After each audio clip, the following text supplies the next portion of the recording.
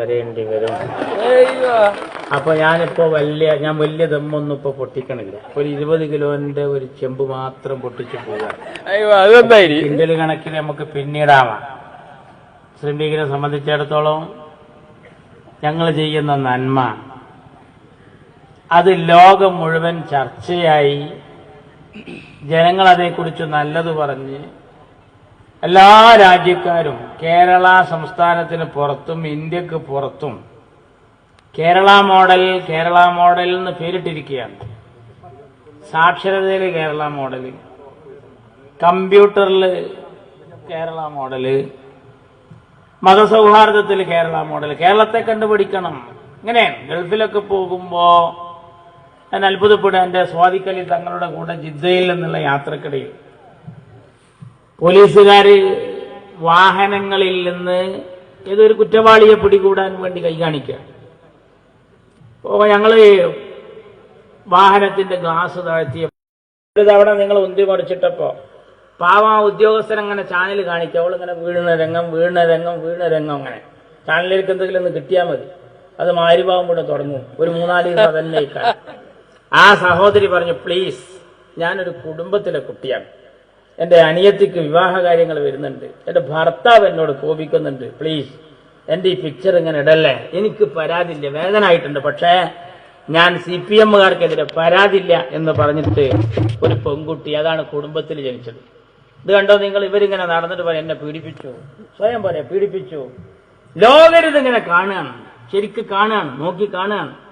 ഇതൊക്കെ ഇങ്ങനെ കാണുമ്പോ ഇവരെന്തെല്ലാം ന്യായീകരണം നടത്തി നിങ്ങൾക്കറിയില്ലേ? ആ ശശിധരൻ നായർ എന്ന് പറഞ്ഞ ഉപ്പാന്റെ പ്രായത്തിൽ പോന്ന, തന്റെ അച്ഛന്റെ പ്രായത്തിൽ പോന്ന ആ സാധുവിന്റെ പേരിൽ ആരോപണം പറഞ്ഞു വരുത്തിയില്ല. ഇപ്പൊ പീഡനം എന്നുള്ളതിനോടുള്ള സകല ബഹുമാനം കിട്ടുന്നു.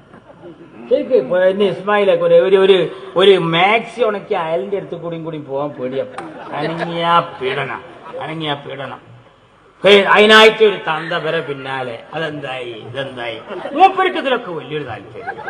മൂപ്പര് ഐസ്ക്രീം കേസ് എന്നൊക്കെ ഇങ്ങനെ TV വരുമ്പോ സൗണ്ട് വിട്ട് മൂപ്പർക്ക് അതിന് വലിയ ത്രില്ല. എന്നാൽ കിളിരൂർ, കവിയൂർ ഇതൊക്കെ പറയുമ്പോ വലിയ ത്രില്ലാണ്.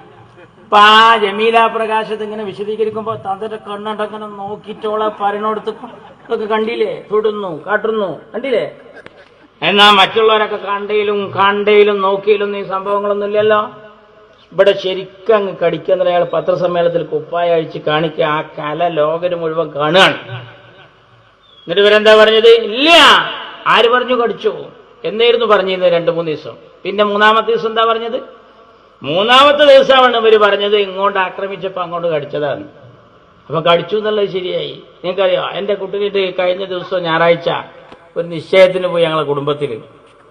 അതിലിടയ്ക്ക് മക്കള് കളിക്കുമ്പോഴൊക്കെ ഉണ്ടല്ലോ ഒരു കടി മാന്തലൊക്കെ പ്രശ്നം. എന്റെ കുട്ടീനെ കടിച്ചപ്പോ കുട്ടി കരഞ്ഞുകൊണ്ട് ഓടുകയാണ്. അപ്പൊ അയൽവക്കത്തെ വല്യമ്മ വന്നു, എന്താണ് ഉണ്ടായതെന്ന് ചോദിച്ചു. കുഞ്ഞോനെ മറ്റോൻ കടിച്ചീന്നല്ല. അപ്പൊ ഒന്ന് തള്ള പറയാണ്, പോയാടാ അവിടുന്ന് പകര് നിയമസഭയിൽ ചെന്ന മാതിരി. ആര്? വെല്ലിമ്മക്കടക്കം നിയമസഭ എന്താന്ന് ബോധ്യയിക്കാം. നിങ്ങളെ കൊണ്ട് ഉണ്ടാക്കി തീർത്ത വെറുതാണത്, അറിയാം. തള്ളാര് പറയാണ് പകര് നിയമസഭയിൽ ചെന്ന മാതിരി. കണ്ടില്ലേ? നിങ്ങൾ വിചാരിക്കുന്ന പോലെ ലോകത്തൊക്കെ കാണുകയാണ്. അതുകൊണ്ട് എന്റെ ജലീലിനോടൊക്കെ